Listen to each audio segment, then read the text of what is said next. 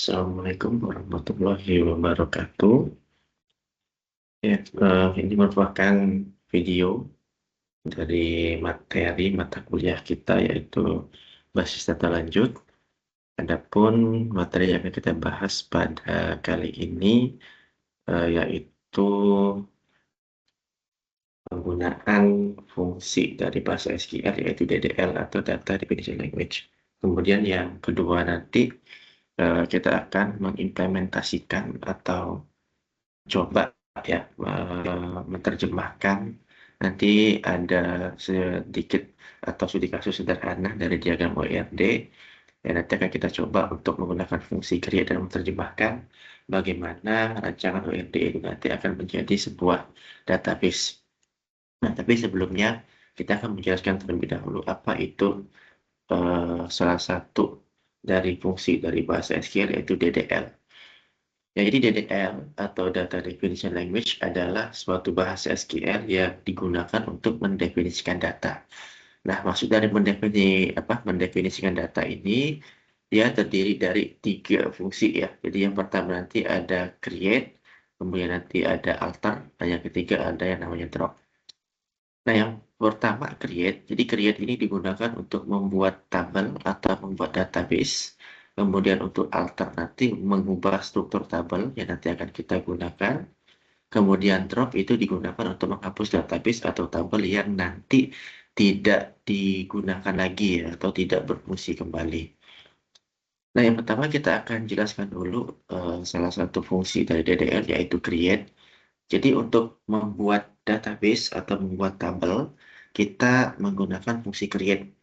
Nah, jadi diawali dengan create database, kemudian diikuti dengan nama database, dan yang terakhir adalah ditulis dengan menggunakan tanda semikolon, titik koma.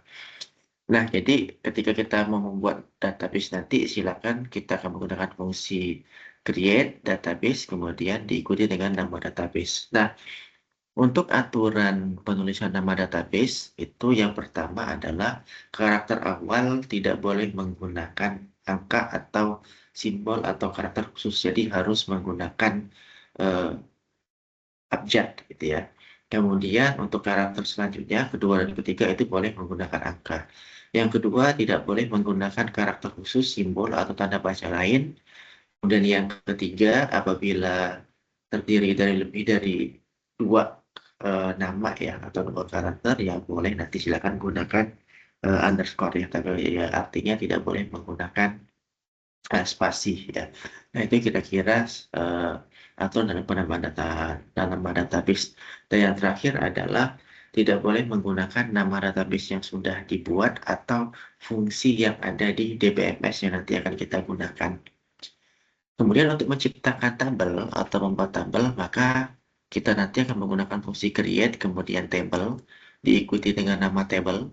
Aturan penamaan table itu sama dengan penamaan nama database ya. Kemudian setelah kita tulis nama table, nanti digunakan fungsi buka kurung. Nah, di sini nanti kita akan menentukan field atau kolom yang nanti akan kita gunakan dalam membuat tabel ya. Jadi misal di sini ada field, kemudian kita tentukan nanti tipe datanya dan kita tentukan ukuran dari tipe data yang akan diproses atau diolah, dan yang terakhir adalah menentukan constraint.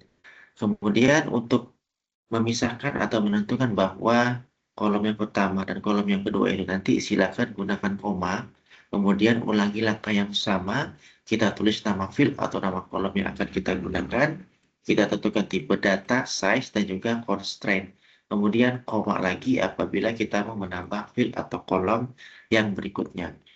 Sampai dengan field yang terakhir, ya, kemudian tipe data, size, dan juga dengan constraint. Nah, apabila sudah selesai, maka nanti kita tutup dengan tanda tutup kurung, ya, kemudian dilanjutkan dengan tanda semikolon yang menyatakan bahwa sintak create untuk membuat tabel itu sudah selesai. Nah, untuk membuat tabel itu berbeda dengan membuat database. Jika membuat database, kita cukup menggunakan fungsi create database, kemudian kita tulis nama database-nya, maka database itu akan terbuat atau tercipta di DBMS. Sedangkan untuk membuat tabel, maka table itu nanti kita harus menentukan nama field, tipe data, size, dan constraint. Nah, karena di sini kita akan menentukan tipe data dan constraint, maka tipe data dan constraint ini nanti akan kita tentukan terlebih dahulu yang mana yang tipe data yang cocok dan constraint yang nanti akan kita gunakan. Kemudian di sini untuk tipe data di sini kita akan menggunakan salah satu tipe data yang numerik. Jadi tipe data numerik ini adalah tipe data yang digunakan untuk menyimpan data yang berbentuk angka atau pada saat kita mau memproses suatu data atau mengolah data dan menyimpannya, maka tipe data numerik ini akan disimpan dengan tipe data angka. Nah, kemudian untuk di DBMS ya, karena DBMS yang nanti akan kita gunakan itu adalah DBMS MariaDB atau DBMS MySQL, maka ada beberapa tipe data di numerik yang bisa kita gunakan. Yang pertama ada tiny int, yang kedua small int, yang ketiga medium int, kemudian ada int dan big int. Nah, dari tiny int sampai dengan big int itu adalah tipe data numerik yang kita gunakan untuk tipe data bilangan bulat. Jadi bilangan bulat itu adalah bilangan yang terdiri dari bilangan positif, bilangan negatif, dan bilangan nol atau bilangan yang tidak ada pecahannya. Sedangkan ada tipe data float, double, dan desimal itu adalah tipe data yang nanti kita gunakan untuk angka atau bilangan pecahan atau angka desimal. Ya, jadi kita bisa memilih salah satu di antara tipe data numerik ini mana yang nanti akan kita simpan datanya. Nah, umumnya untuk tipe data bilangan bulat ya kita biasa menggunakan di INT ya. Kemudian untuk tipe data pecahan ya atau desimal kita bisa menggunakan float atau double ya pada umumnya ya atau yang biasa digunakan. Kemudian ini adalah salah satu detailnya ya untuk tipe data numerik dan juga kemudian sign dan unsign-nya, kemudian ini adalah jumlah byte yang akan eh, digunakan ya pada saat kita meng-create suatu field atau kolom dengan tipe data tertentu. Kemudian tipe data yang kedua adalah tipe data date dan time. Jadi tipe data date dan time ini digunakan untuk menyimpan atau memproses data yang berbentuk tanggal dan juga waktu. Jadi tipe data date and time ini yang pertama ada tipe data date yang digunakan untuk menyimpan tanggal, time digunakan untuk menyimpan waktu, kemudian ada date time itu adalah kombinasi antara tanggal dan juga waktu. Kemudian nanti ada timestamp dan juga tipe data year yang digunakan untuk menyimpan hanya tahun saja. Yang ketiga itu adalah tipe data string. Nah, untuk tipe data string ini adalah tipe data yang akan kita gunakan untuk menyimpan data yang berbentuk teks, bisa juga berbentuk angka, ataupun juga berbentuk tanda baca atau karakter atau simbol-simbol yang khusus. Jadi tipe data string ini ada tipe data yang bersifat alfanumerik dan juga bisa digunakan untuk menyimpan apabila ada karakter atau simbol khusus yang nanti akan kita simpan. Nah, untuk tipe data string ya itu banyak sekali ya. Ada char, kemudian nanti ada varchar, tiny blob, kemudian ada blob, medium blob, long blob ya, tiny text, text, kemudian medium text, long text, enum atau enumerasi dan juga ada tipe dataset yang digunakan untuk himpunan. Nah, untuk mata kuliah kita ya, jadi umumnya kita nanti itu eh, untuk umumnya ya kita akan menggunakan tipe data varchar ataupun juga tipe data teks ya. Nanti tergantung tipe datanya mau menggunakan yang mana. Biasanya teks ini digunakan untuk menyimpan pad ya, pad ataupun juga link untuk video ataupun juga gambar.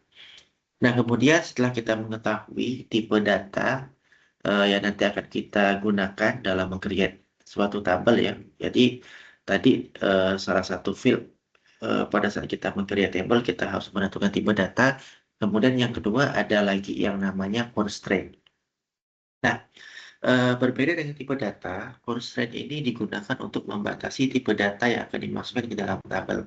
Jadi artinya constraint ini adalah menjaga konsistensi ataupun juga memberikan batasan kepada field atau kolom yang akan kita proses atau kita simpan atau kita olah datanya. Nah, constraint yang akan kita gunakan atau yang pada umumnya itu adalah ya nanti kita akan mencoba menggunakan 4 constraint ya. Jadi yang pertama ada primary key, yang kedua ada not null, yang ketiga ada unique, dan yang keempat itu adalah foreign key. Nah, kita bahas satu persatu dulu. Jadi yang pertama ada constraint primary key. Jadi constraint primary key ini digunakan untuk mengidentifikasi bahwa record atau data yang kita simpan di dalam tabel itu berbeda dengan record atau data pada umumnya. Nah, umumnya primary key itu kita gunakan yaitu kita akan menentukan suatu atribut, kita tentukan sebagai sebagai primary key. Tujuannya itu tadi ya, agar record yang kita simpan itu memiliki nilai yang unik. Artinya record itu pada saat kita simpan dia membedakan antara record yang satu dengan record yang lain. Dan juga kolom atau field yang kita tentukan sebagai primary key itu juga tidak boleh kosong ya. Jadi dia itu wajib diisi. Kemudian yang kedua ada constraint not null. Jadi constraint not null ini adalah suatu constraint yang memaksa kolom atau field itu wajib untuk diisi. Artinya ketika kita menentukan suatu kolom atau field itu dengan constraint not null, maka dia tidak boleh kosong. Jadi harus diisi. Ya, jadi wajib hukumnya untuk kita isi apabila kita menentukan suatu kolom itu constraint-nya adalah not null. Nah, yang ketiga itu adalah unique. Jadi unique itu adalah digunakan untuk menentukan suatu atribut itu nilainya unik ya, atau nilai atau record yang kita masukkan itu tidak boleh sama. Nah, yang membedakan antara unique dan primary key adalah yang pertama, unik ataupun juga kolom primary key itu sama-sama memiliki nilai yang unik atau nilai yang tidak boleh sama. Artinya ketika kita menentukan suatu kolom itu unik ataupun juga primary key, maka data yang dimasukkan harus berbeda, tidak boleh sama. Kemudian yang membedakan antara unik dan primary key, yang pertama adalah suatu kolom yang memiliki constraint primary key, maka kolom tersebut sudah pasti unik dan sudah pasti not null. Hanya saja ketika suatu kolom itu kita nyatakan unik, maka kolom tersebut hanya bersifat unik ya, di mana recordnya tidak boleh sama, tetapi dia belum tentu not null dan belum tentu primary key. Sedangkan kolom atau field yang kita tentukan sebagai primary key itu sudah pasti unik dan sudah pasti not null. Dan yang terakhir adalah foreign key.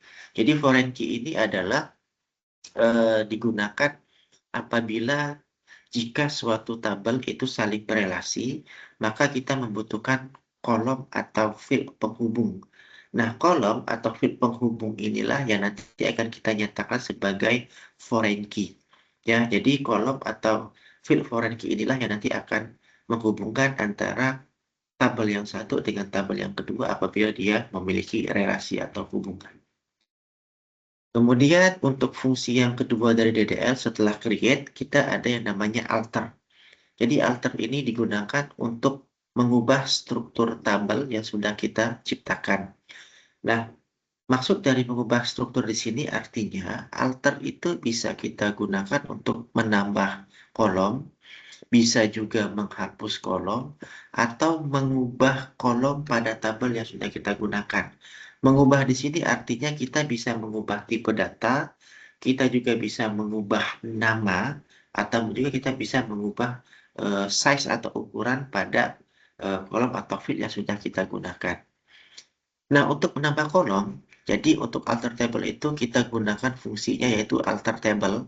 Setelah alter table, maka kita tentukan table mana yang nanti akan kita ubah strukturnya. Kemudian jika ingin menambah kolom, maka kita tambahkan add, ya. Kemudian nama kolom yang nanti kita tambahkan, tipe data, size, dan juga constraint.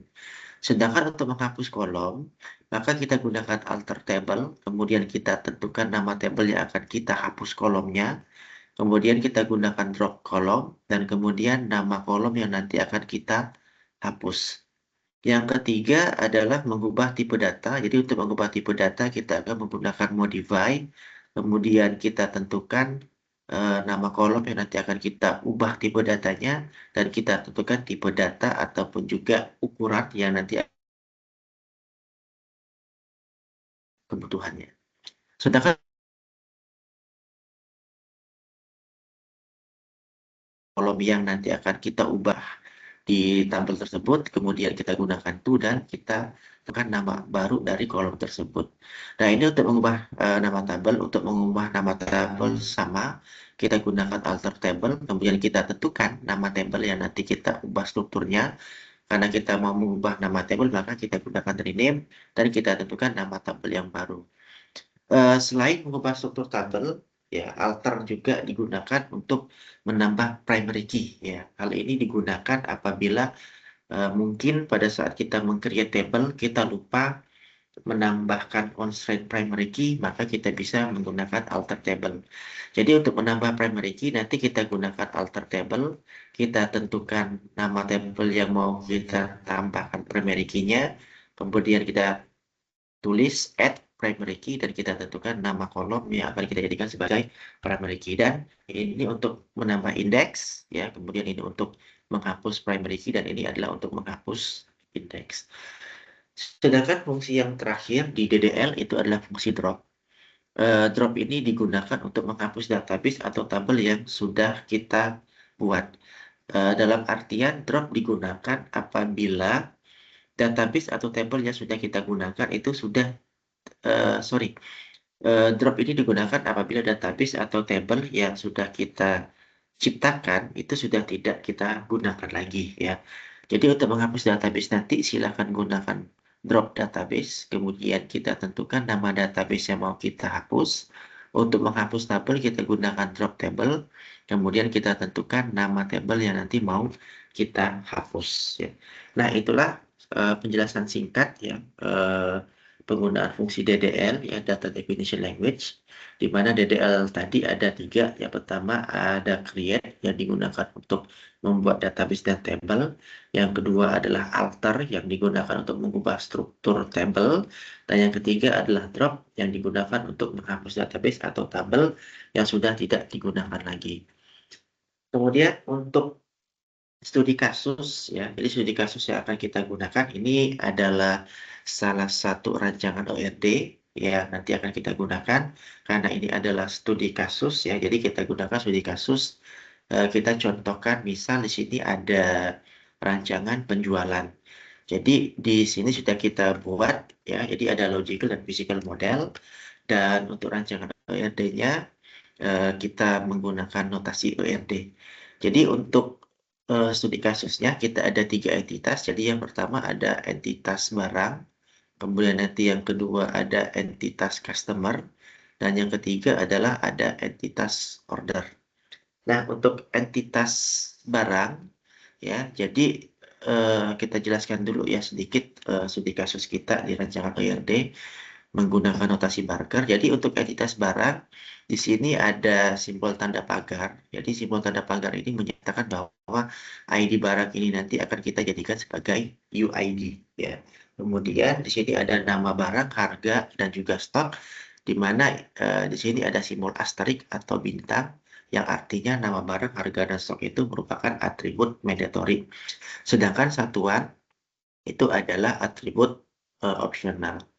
Kemudian di entitas customer, di sini untuk UID-nya kita ada ID customer, sedangkan nama itu adalah mandatory. Untuk email, ya, di sini ada simbol U, dan telepon itu menggunakan asterik juga ya, berarti telepon juga itu atribut mandatory. Kemudian di sini untuk kardinalitasnya kita one to many ya, barang ke order itu one to many, kemudian customer dan juga order juga itu one to many. Sedangkan di entitas order nanti ya kita akan menggunakan ID itu sebagai UID-nya, dan di sini ada nomor order, ID barang, ID customer, quantity, dan subtotal.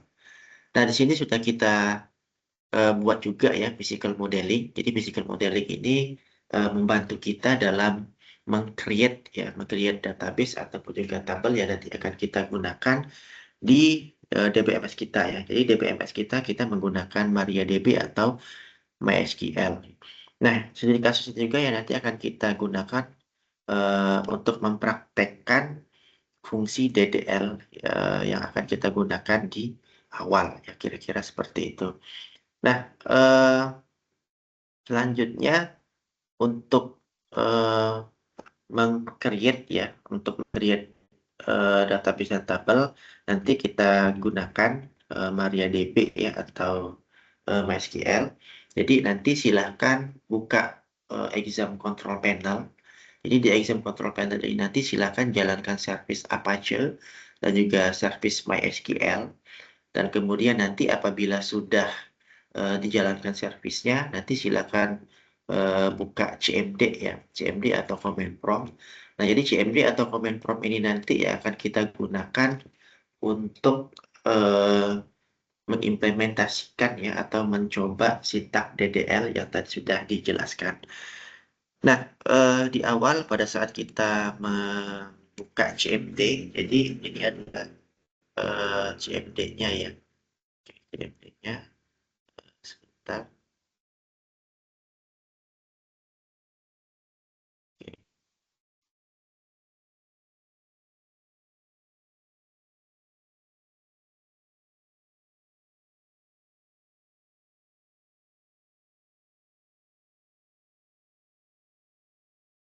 Ya, oke, ya jadi ya ini merupakan CMD ya. Jadi nanti ketika kita sudah menjalankan exam control panel, ya kita sudah menjalankan service Apache dan MySQL-nya, ya nanti silakan buka CMD. Jadi untuk membuka CMD nanti silakan ke menu ya, ke start menu, kemudian silakan ketik CMD dan jalankan command prompt-nya atau CMD. Dan nanti kira-kira akan muncul tampilan seperti ini.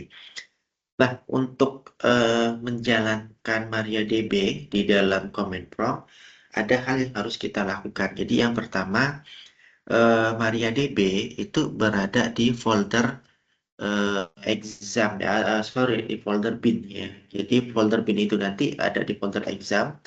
Kemudian di folder exam nanti kita akan mengakses folder MySQL. Di folder MySQL nanti kita akan mengakses folder bin. Nah, DBMS MariaDB atau MySQL itu yang akan kita jalankan itu ada di folder bin tersebut. Nah, sebelum kita menuju dan menjalankan MariaDB atau MySQL, kita terlebih dahulu berpindah ke C terlebih dahulu ya, karena posisi kita itu berada di users dan ini adalah nama user dari PC atau laptop yang saya gunakan. Jadi untuk berpindah ke C, nanti silakan gunakan fungsi CD atau change directory ya, karena kita mau ke C, nanti silakan gunakan seperti ini ya. Nah, karena kita sudah berada di posisi C, ya seperti yang tadi dijelaskan, kita mau menjalankan MariaDB dan kebetulan MariaDB itu ada di folder bin. Ya, kemudian folder bin itu ada di folder MySQL itu ada di folder exam. Maka posisi folder exam itu ada di C ya atau local disk. Nah, karena kita sudah berada di C, maka kita gunakan fungsi CD atau change directory. Kemudian kita tuliskan nama folder yang akan kita tuju, yaitu folder exam. Kalau sudah nanti kita tekan enter, maka secara otomatis kita sudah berada di folder exam. Nah, untuk mengakses atau menuju ke folder MySQL, maka kita gunakan juga fungsi cd lagi atau change directory, cd MySQL, maka tekan enter dan kita berada di folder MySQL. Kemudian yang terakhir adalah cd bin karena kita mau ke folder bin ya. Jadi change directory atau cd bin dan kita sudah berada di folder bin. Nah, ketika kita sudah di folder bin, maka kita bisa menjalankan database MariaDB ya. Dengan cara kita tulis fungsinya yaitu MySQL, kemudian kita gunakan min-u, di mana min-u ini kita tentukan namanya yaitu root ya. Min-u itu adalah user, nama user kita adalah root, kemudian min-p. Nah, jadi min-p ini digunakan untuk menuliskan password pada user root ya. Kalau sudah kita tekan enter. Nah, di sini apabila kita memiliki password, maka nanti silakan ditulis passwordnya apa. Tetapi apabila kita tidak memiliki password, maka silakan tekan enter. Jadi apabila kita memiliki password, nanti silakan tulis passwordnya apa, dan kalau sudah silakan kita tekan enter. Nah, jika sudah kita tekan enter, maka secara otomatis kita sudah berada di DBMS MariaDB ya, ini di MariaDB. Ya ini non ini artinya kita belum berada di database manapun. Nah, sekarang kita akan coba menerjemahkan ya. Kita akan mencoba menerjemahkan rancangan ERD yang kita gunakan ya. Jadi di sini ada entitas barang, di sini juga ada entitas customer gitu ya. Dan juga ada entitas order. Nah, di awal tadi kita pada saat kita mau menerjemahkan rancangan ORD ini, maka yang harus kita pahami itu adalah yang pertama adalah entitas ya. Jadi di sini saya tulis dulu. Sorry, saya gunakan pad saja ya. Nah, di sini kita harus pahamin dulu ya. Jadi untuk menerjemahkan ya, jadi untuk menerjemahkan rancangan ORD yang kita gunakan ya. Jadi yang pertama entitas itu nanti akan kita ubah menjadi tabel. Kemudian yang kedua, atribut itu akan menjadi field atau kolom yang akan kita gunakan ya. Kemudian tadi apabila ada atribut yang bersifat UID, maka akan kita jadikan field atau kolom primary key ya, atau constraint-nya itu adalah primary key. Ya, jadi tadi di awal kita sudah menjelaskan bahwa untuk membuat tabel eh, kita menentukan field, kemudian kita menentukan tipe data, size, ukuran tipe datanya, dan juga adalah constraint. Nah, constraint-nya kita gunakan tadi ada 4, ada primary key, ada not null, ada unique, dan juga ada yang foreign key ya. Nah, kemudian yang keempat, ya, karena kita menggunakan notasi barter, jadi apabila ada atribut yang bersifat, jadi jika ada atribut yang bersifat mandatory, ya, mandatory, maka kita terjemahkan dia adalah atribut dengan constraint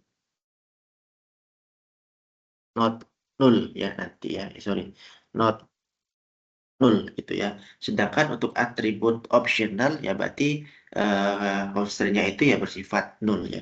Kemudian yang terakhir adalah atribut penghubung gitu ya. Jadi apabila ada atribut penghubung maka kita terjemahkan dia sebagai constraint foreign key. Dan yang terakhir apabila ada atribut yang simbolnya U ya maka nanti kita terjemahkannya menjadi atribut bersifat unik.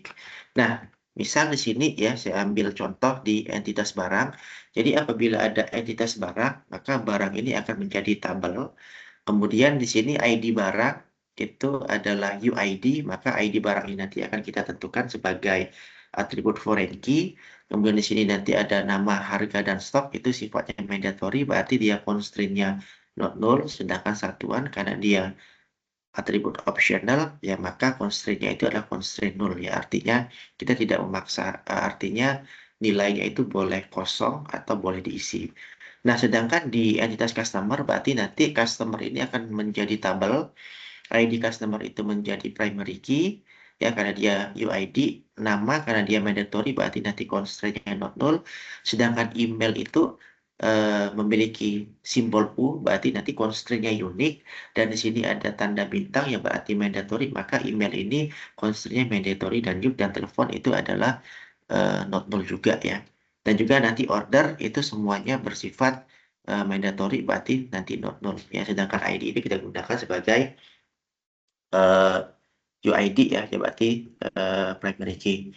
Nah, kemudian setelah kita mengetahui bahwa eh, apa yang harus dilakukan ya untuk menjadikan rancangan ORD ini suatu database dan tabel, maka kita beralih ke physical model. Jadi physical model ini adalah salah satu rancangan ORD dari notasi Barker yang memudahkan kita untuk menentukan tipe data dan ukuran. Ya, jadi physical model ini menunjukkan struktur tabel yang nanti akan kita buat di DBMS. Ya, jadi di awal tadi ya kita sudah menentukan bahwa entitas itu akan menjadi tabel. Ya, maka di sini kita buat dulu database ya. Jadi untuk membuat database nanti silakan gunakan fungsi create. database ya. Misalkan di sini saya membuat nama database-nya adalah db_jual ya. Kemudian kita gunakan semikolon yaitu titik koma yang menyatakan bahwa sintak kita itu sudah selesai dibuat ya. Oke, kalau sudah kita tekan enter, maka secara otomatis di sini menyatakan query OK, water affected artinya database dengan nama dbjual itu sudah dibuat ya. Nah, jadi untuk melihat database ya atau database yang ada di MariaDB nanti silakan gunakan fungsi show databases ya. Kalau sudah kita tekan enter, nah di sini kita melihat ada yang namanya dbjual. Ya, jadi dbjual ini artinya sudah tercipta. Nah, untuk menggunakan database dbjual nanti silakan gunakan fungsi use. Kemudian kita tentukan nama database yang nanti akan kita gunakan ya. Berarti karena kita mau menggunakan database dbjual, maka saya menggunakan use ya, kemudian db_jual titik koma. Maka secara otomatis database akan berubah ya. Di sini kita sudah berada di database dbjual. Oke. Nah, di sini kita akan coba untuk menerjemahkan ya entitas barang menjadi tabel. Jadi yang pertama untuk membuat tabel, maka kita gunakan fungsi create table ya. Kemudian kita tentukan nama tabelnya. Karena di sini nama tabelnya adalah barang, maka kita tulis saja create table barang ya, buka kurung. Oke, kalau sudah kita tekan enter untuk mempermudah kita dalam melihat apabila sintak untuk membuat tabel ini ada kesalahan ya atau ada error, itu mempermudah kita dalam melihat di mana letak errornya. Ya, oke. Jadi yang pertama di sini kita akan membuat ID barang. Karena ID barang itu UID, maka kita menentukan constraint-nya itu menjadi primary key. Ya, jadi ID underscore barang, tipe datanya adalah varchar. Oke ya. Kemudian size-nya kita tentukan 6. Nah, karena dia itu UID ya, maka kita jadikan constraint-nya primary key. Ingat, constraint primary key itu sudah pasti unik dan sudah pasti not null. Maka kita tidak perlu menuliskan lagi constraint unik dan constraint not null. Kita cukup menuliskan constraint primary key saja. Kalau sudah koma, ya kemudian kita tekan enter lagi untuk menentukan kolom yang kedua yaitu nama barang. Jadi nama skor barang, tipe datanya tadi adalah varchar, size-nya 25 ya. Nah, karena nama barang ini ya adalah atribut mandatory, maka kita terjemahkan dia menjadi constraint not null. Oke ya. Kemudian ada harga, sorry, saya tekan enter dulu. Kemudian ada harga, tipe datanya adalah int. Ya, karena harga di sini kita tidak ditentukan ya ukuran atau size-nya, ya maka kita bisa tulis integer. Tetapi kalau misalkan kita merasa bahwa eh, untuk tipe data integer itu karena size-nya terlalu besar misalkan ya, maka harga untuk int ini atau integer bisa kita tentukan size-nya. Misal saya ambil 7 digit ya, dan karena dia atributnya mandatory, maka constraint-nya juga not null. Oke, kemudian di situ ada stock ya, ada stock, kemudian tipe datanya int, misal di sini saya menentukan size-nya 3 dan karena stock juga atribut mandatory, maka kita tentukan dia constraint not null. Dan yang terakhir adalah satuan. Satuan tipe datanya adalah varchar dan size-nya di sini adalah 6 ya, 6. Nah, karena si satuan ini atribut optional, maka secara otomatis kita tidak perlu menuliskan constraint not null. Artinya, field atau kolom satuan ini boleh dikosongkan ya, itu tidak masalah. Sedangkan untuk nama, harga, dan stok itu atribut mandatory, makanya kita nyatakan constraint-nya not null yang wajib untuk diisi ya. Kalau sudah, kita tutup ya dengan tutup kurung dan kita gunakan semikolon titik koma yang menyatakan bahwa sintak create table itu sudah selesai. Oke, pada saat kita tekan enter, di sini ada informasi query OK yang menyatakan bahwa tabel kita itu sudah terbuat ya. Jadi untuk melihat tabel, apakah tabel kita itu sudah terbuat atau belum ya di dalam database dbjual, kita bisa menggunakan fungsi show tables, oke ya. Jadi pada saat kita menggunakan show tables, ya. Oke, jadi kita lihat di sini ya, kita sudah melihat ada satu list yaitu barang yang menyatakan bahwa ini adalah tabel barang yang sudah kita gunakan. Sedangkan untuk melihat struktur tabel barang yang tadi sudah kita gunakan, apakah sudah sesuai dengan tabel yang sudah kita gunakan, boleh menggunakan fungsi describe ya atau des, kemudian kita tentukan tabel yang mau kita lihat strukturnya ya. Jadi kalau kita perhatikan di sini ID barang dengan tipe data varchar 6 ya, key-nya adalah primary, nama varchar 25, null di sini kalau ada kata null berarti dia not null ya, sampai dengan satuan, nullnya itu yes, yes di sini artinya datanya boleh dikosongkan. Nah, itu salah satu cara bagaimana kita melihat rancangan ORD, kemudian kita tentukan entitas dan atributnya itu menjadi tabel dan juga field dan kolom di dalam DBMS. Kemudian yang kedua kita akan gunakan yaitu di entitas customer. Nah, untuk entitas customer ini dia ada 1, 2, 3, 4 ya, ada 4 atribut ya, maka kita juga akan gunakan. Kita gunakan fungsi yang sama yaitu create ya, table customer ya, kemudian buka kurung. Yang pertama adalah ada field atau kolom ID customer dengan tipe data varchar, size-nya 6. Nah, karena ID customer itu atribut UID ya, maka kita terjemahkan juga dia sebagai constraint primary key ya. Oke, seperti ini. Kemudian koma. Yang kedua adalah ada nama ini dengan tipe data varchar, size-nya misalkan 25. Karena nama atribut mandatory, maka kita terjemahkan dia menjadi constraint not null ya. Kemudian setelah nama di situ ada email. Oke, tipe datanya varchar, kemudian size-nya ada 30 ya. Nah, karena email ini eh, atribut mandatory, maka dia akan kita terjemahkan dengan not null, seperti ini ya. Dan kemudian yang kedua, karena dia juga merupakan ada simbol U ya. Jadi kalau kita perhatikan di sini ada simbol U yang ada di email dan juga ada bintang atau asterik yang menyatakan dia adalah mandatory, maka kita terjemahkan email itu yang pertama not null karena dia mandatory ya constraint-nya, dan yang kedua kita tambahkan constraint unique. Nah, kenapa kita menuliskan not null dan unique? Karena kita kembali lagi ke pembahasan di awal. Constraint yang primary key itu sudah pasti unique dan not null. Maka kita tidak perlu menuliskan constraint unique dan not null ketika kolom atau atribut itu constraint-nya primary key. Sedangkan apabila ada constraint unik ya, dia belum tentu not null dan belum tentu primary key. Maka kita harus menuliskan constraint not null apabila dia mandatory dan unik apabila dia ada huruf atau simbol U ya. Oke, kalau sudah koma, terakhir adalah telepon. Untuk telepon kita gunakan tipe data varchar size 12 ya, kemudian constraint-nya not null ya. Kalau sudah kita tutup ya titik koma kita, tekan enter. Oke, di sini query OK, no loss affected artinya tabel customer itu sudah terbuat. Apabila kita ingin melihat tabel customer apakah memang sudah terbuat, maka kita gunakan fungsi show tables.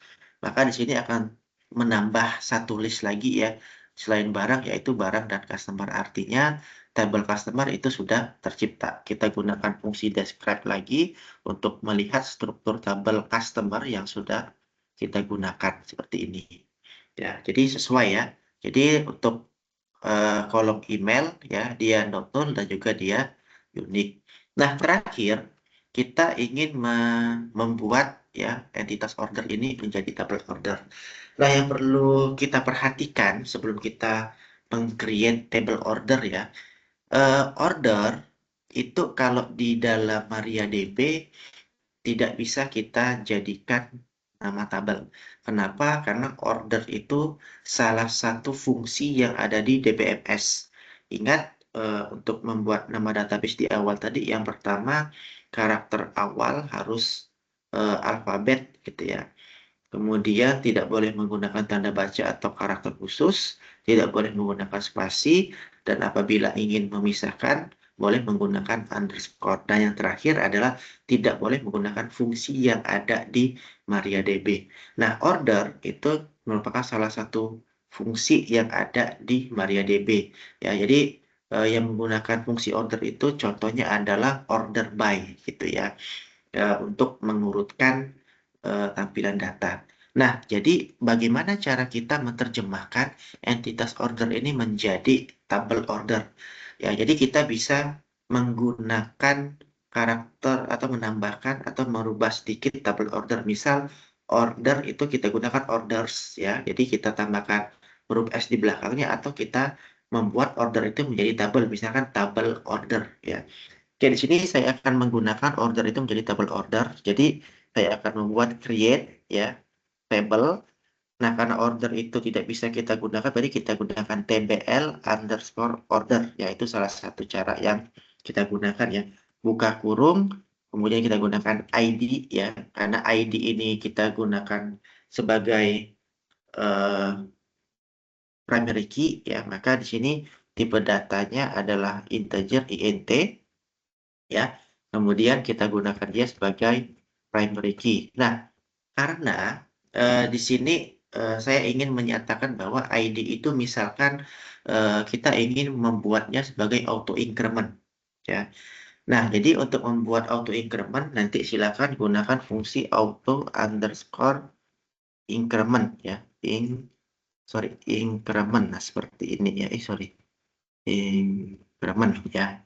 Jadi artinya adalah field atau kolom ID ini tipe datanya int, kemudian size-nya kita buat full ya, ada 11 digit ya. Jadi kalau untuk integer itu size-nya 11.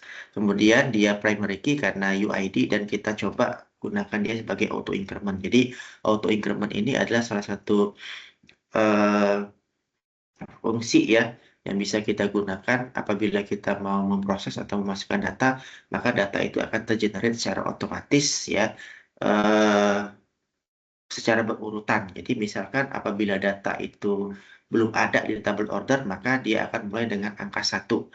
Jadi apabila kita memasukkan data selanjutnya, maka akan menjadi 2, 3, 4, dan seterusnya gitu ya.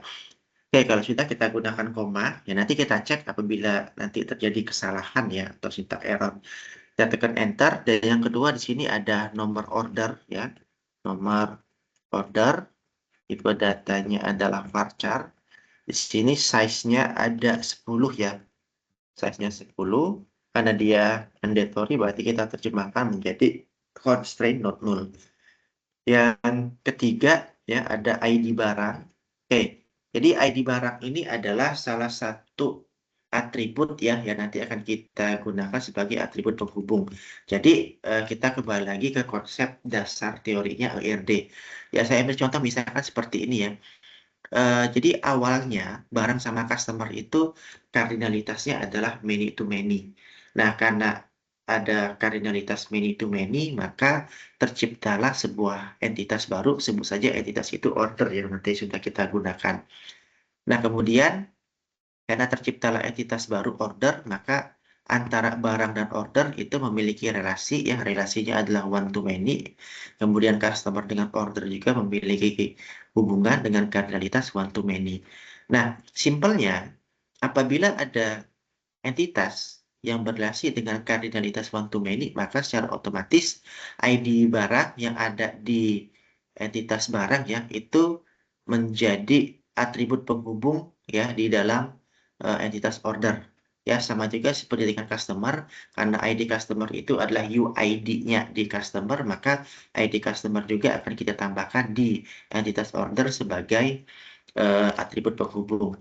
Nah, karena ID barang dan ID customer itu sebagai atribut penghubung, maka nanti kita gunakan dia itu sebagai constraint foreign key. Ya, kira-kira seperti itu. Ya, jadi nanti untuk ID barang, ya, tipe datanya kita samakan dengan tipe data dan ukuran yang ada di tabel barang dan juga di tabel customer ya. Jadi ID barang size-nya ada 6, ya, kemudian kita gunakan constraint not null, kemudian ID customer juga Ya, tipe datanya adalah varchar, size-nya 6, dan kita gunakan constraint not null. Ya. Selanjutnya di sini ada quantity. Jadi quantity ini digunakan untuk apabila kita ada transaksi ya yang akan kita gunakan, ya, maka kita gunakan quantity. Misalkan di sini tipe-datanya int, saya gunakan misalkan size-nya 3 ya. Kemudian constraint-nya not null, kemudian ada sub total tadi ya, tipe datanya int. Misal di sini subtotal ya kita tidak usah gunakan size misalkan ya, jadi kita biarkan saja jumlah digitnya itu ada 11 ya. Oke, kemudian kita nyatakan constraint not null. Nah, di sini kita belum selesai ya. Kenapa belum selesai? Karena kita ingin membuat ID barang dan ID customer itu menjadi foreign key. Nah, jadi cara untuk membuat ID barang ataupun juga ID customer itu menjadi foreign key adalah silakan nanti gunakan koma karena sintak kita belum selesai ya. Jadi yang pertama kita tulis dulu adalah constraint ya. Karena kita itu ingin membuat constraint yang ada di table order ya. Ya, constraint yang mau kita buat itu adalah foreign key. Setelah constraint, tentukan nama constraint-nya. Ya, jadi setelah kita tulis constraint, tentukan nama constraint. Jadi nama constraint itu adalah nama dari constraint foreign key yang nanti akan kita gunakan. Oke, saya ambil contoh, misalkan di sini nama constraint-nya misalkan FK order barang misalkan ya, FK order barang. Nah, ketika sudah selesai menuliskan nama constraint-nya, maka kita tentukan jenis constraint-nya. Ya, jenis constraint-nya yaitu adalah foreign key, ya, kemudian buka kurung, ya, kita tentukan atribut mana yang mau kita jadikan sebagai foreign key ya. Jadi di sini misalkan kita gunakan ID barang, ya, ID barang. Jadi ID barang ini adalah atribut yang ada di tabel order yang kita tentukan dia sebagai foreign key, oke ya, jenisnya dengan nama FK order barang. Kemudian kita gunakan reference ya, reference by gitu ya, reference by. Di sini reference by itu artinya kira-kira ID barang itu nanti menjadi penghubung di tabel yang mana. Nah, karena ID barang ini kita gunakan sebagai atribut penghubung ke tabel barang, maka referensinya itu adalah tabel barang ya. Kemudian untuk kolom atau atribut yang menjadi penghubungnya yaitu UID-nya atau primary key-nya yaitu ID barang gitu ya. Oke, kemudian misalkan lagi karena kita menentukan bahwa hubungan antara si ID barang ini ya, misal apabila kita ingin melakukan perubahan ya ataupun juga menghapus record apabila terjadi kesalahan atau error, maka kita bisa menggunakan cascade ya.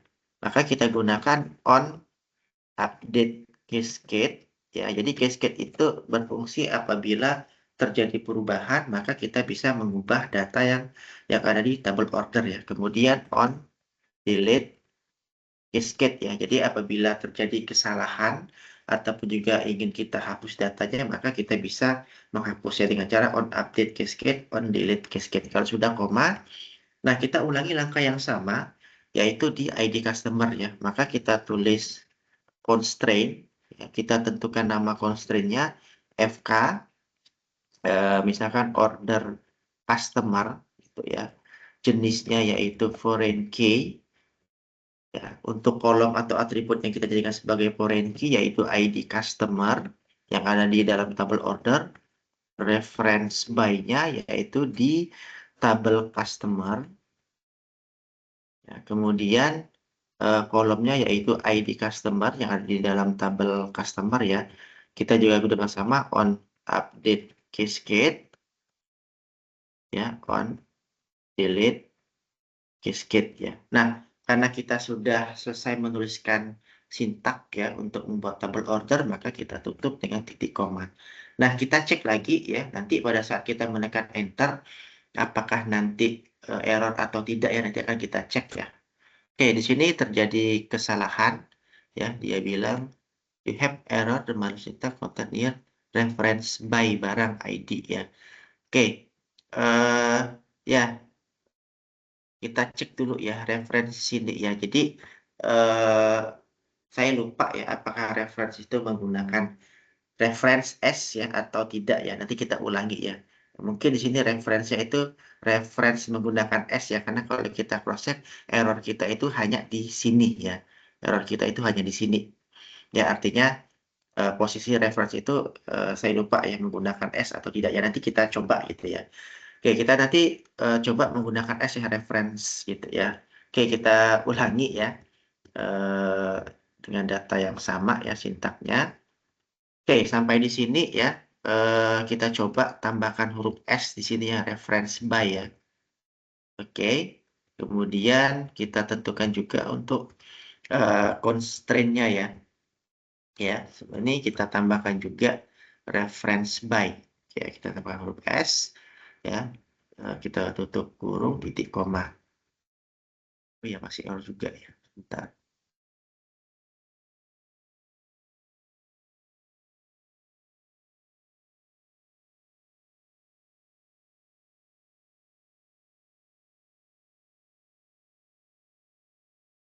Oh, nggak pakai by ya. Oke.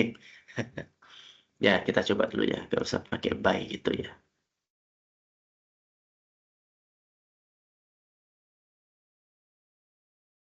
Oke, ya. Misalkan reference saja ya. Ya, karena sini sedikit lupa ya. Apakah reference by atau reference saja ya. Jadi kita coba lagi ulangi. Oke, tutup kurung titik koma. Ya, ya sepertinya berhasil ya. Oke, nah jadi misalkan juga apabila terjadi error atau kesalahan ya, kita tidak perlu panik atau tidak perlu eh, pusing ya. Jadi MariaDB itu juga sudah memberikan pesan error apabila terjadi kesalahan ya. Ya, jadi di awal kesalahan saya yang pertama itu adalah saya menggunakan reference by ya. Ternyata reference by ini tidak dikenal ya sama si MariaDB. Kemudian saya tambahkan reference by ya, ternyata di MariaDB itu untuk membuat apa namanya foreign key ya sebagai penghubung hanya cukup reference saja gitu ya. Oke, ini sudah kita perbaiki ya sintaknya, jadi kira-kira seperti ini. Nah, kalau sudah kita gunakan lagi ya show tables untuk melihat apakah tabel yang sudah kita gunakan atau kita buat itu sudah berhasil.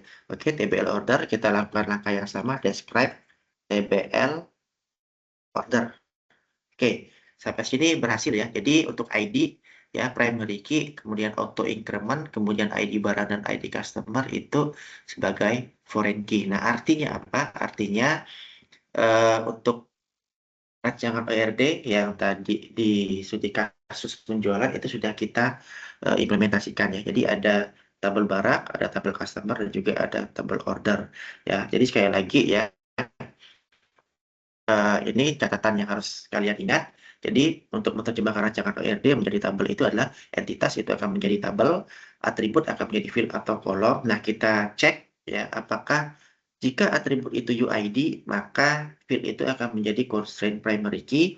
Apabila atribut itu mandatory, maka akan menjadi atribut constraint not null.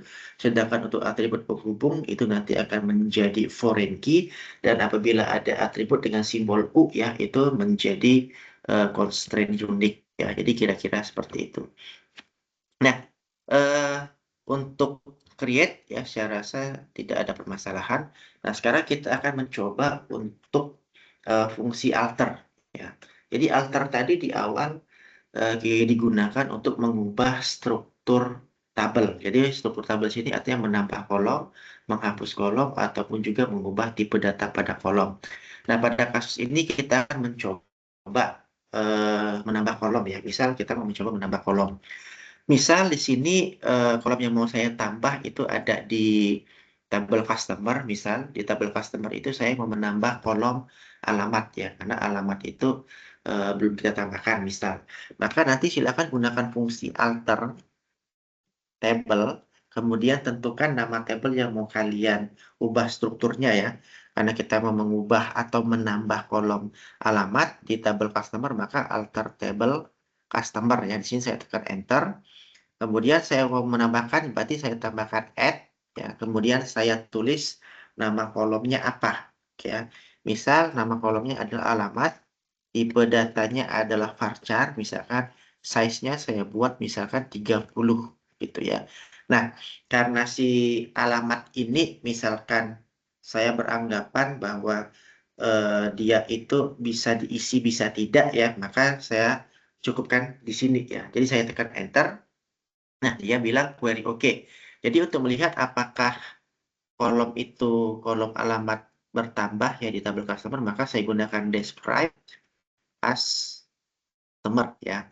Oke, tadi di awal kita hanya menggunakan ID, nama, email, dan telepon. Nah, perhatikan di bawah telepon ya. Jadi ada alamat dengan tipe data varchar 30 ya. Kemudian constraint-nya tidak not null ya. Oke, jadi ini cara yang kita gunakan untuk apa namanya menambah kolom ya di dalam tabel customer. Nah, misalkan lagi ya, ini misalkan lagi ternyata tipe data pada kolom itu eh, tidak sesuai ya. Bisa saja tipe data, bisa saja size atau saja ukuran ya, bisa saja. Oke, saya ambil contoh misalkan saya mau mengubah tipe data alamat ya. Contoh ya, ini hanya contoh saja gitu. Misalkan saya ingin mengubah tipe data alamat itu yang tadinya varchar menjadi integer ya. Maka saya gunakan fungsi alter table ya. Karena saya mau mengubah tabel customer. Oke, kemudian saya gunakan fungsi modify ya, modify. Kemudian kolom yang mau saya ubah tipe datanya adalah alamat. Tadi di awal saya mau merubah tipe datanya integer ya, maka alamatnya int. Oke, kalau sudah saya tekan enter. Oke, di sini dia bilang query oke, tidak ada error atau kesalahan ya. Maka kita gunakan fungsi yang sama lagi, describe customer. Nah, perhatikan yang tadi di awal tipe datanya adalah varchar ya 30, ini berubah menjadi integer ya. Itu cara kita untuk merubah tipe data ya. Misal saya mau kembalikan lagi nih tipe datanya gitu ya. Maka alter table customer ya kita gunakan modify ya, modify alamat. eh, Tipe datanya adalah misalkan varchar. Nah, di sini kita juga bisa merubah size ya. Yang tadinya 30, misalkan saya ubah menjadi 50. Yang tadi constraint-nya tidak ada, saya tambahkan constraint-nya menjadi not null ya. Itu juga bisa ya. Jadi di sini misalkan kita gunakan lagi describe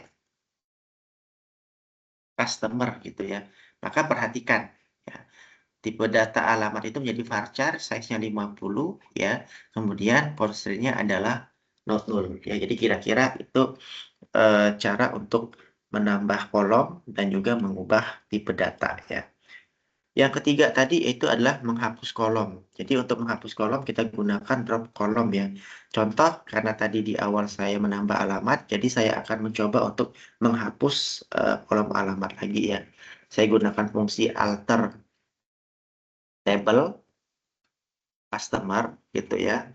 Kemudian saya gunakan fungsi drop kolom.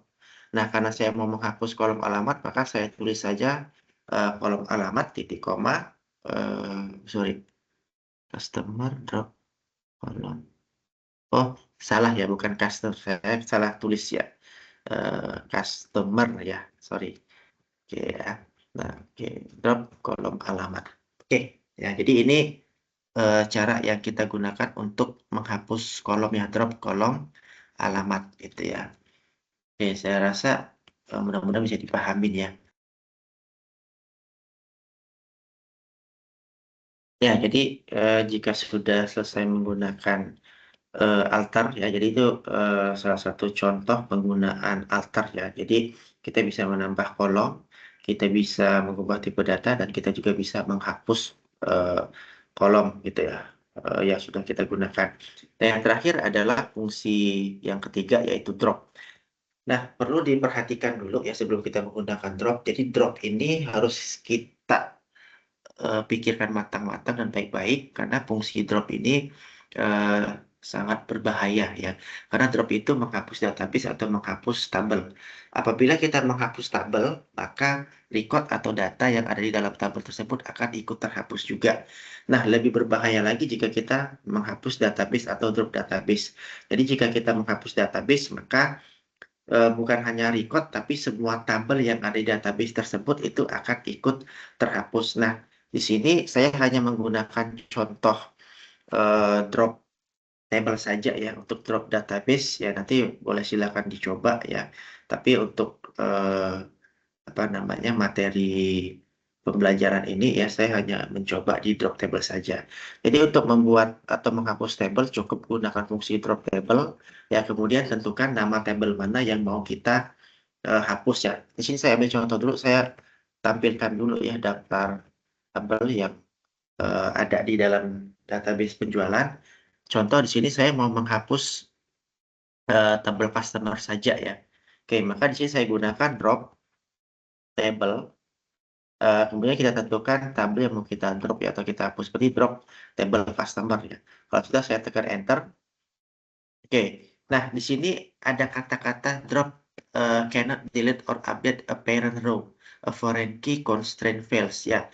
Kenapa kita tidak bisa menghapus tabel customer? Karena tabel customer itu sudah kita koneksikan ke tabel order ya. Jadi secara otomatis umumnya untuk menghapus tabel customer kita itu harus menghapus tabel order dulu ya. Oke, saya ambil contoh misalkan saya mau menghapus tabel order ya. Oke, di sini ada tabel order. Nah, maka secara otomatis apabila kita sudah menghapus table order, ya maka tabel di customer itu juga bisa kita hapus. Jadi bukan ini bukan error ya. Jadi ini hanya informasi yang diberikan kepada MariaDB bahwa kita tidak bisa menghapus tabel customer karena ada foreign key ya, atau ada atribut atau ada kolom yang digunakan sebagai foreign key ke tabel yang lain. Nah, tadi kita sudah menggunakan ID customer itu sebagai foreign key, maka untuk menghapus tabel customer kita hapus dulu ya. Jadi ada dua cara ya. Yang pertama hapus dulu constraint foreign key-nya atau hapus dulu tabel order. Nah, karena di sini eh, kita mau mempraktekkan menghapus tabel, maka saya drop table order ya. Jadi saya gunakan fungsi show tables untuk melihat apakah tabelnya sudah terhapus. Nah, ini ya, tabelnya sudah terhapus ya. Jadi kalau sudah kita coba ulangi lagi ya, drop table untuk yang customer gitu ya. Maka tabel customer ikut terhapus ya. Jadi kalau kita lihat sini hanya tersisa tabel barang gitu ya. Nah, makanya hati-hati dalam menggunakan fungsi drop. Jadi fungsi drop itu apabila kita apa namanya gunakan ya, pastikan bahwa database atau tabel yang mau kita drop atau mau kita hapus itu tidak diperlukan kembali. Nah, saya rasa cukup sekian ya materi pembelajaran kita kali ini. Jadi saya harap mudah-mudahan fungsi DDL yang saya jelaskan bisa membantu kalian dalam memahami lebih lanjut apa itu fungsi DDL ya, create, alter, dan drop. Dan yang kedua juga mudah-mudahan kalian juga bisa memahami bagaimana menerjemahkan rancangan ERD itu menjadi sebuah table ya, kemudian eh, membuat field, menentukan tipe data dan juga constraint-nya. Ya, jadi saya rasa itu dulu ya untuk materi kita kali ini ya. Saya ucapkan eh, semoga bermanfaat ya. Saya akhiri. Wassalamualaikum warahmatullahi wabarakatuh.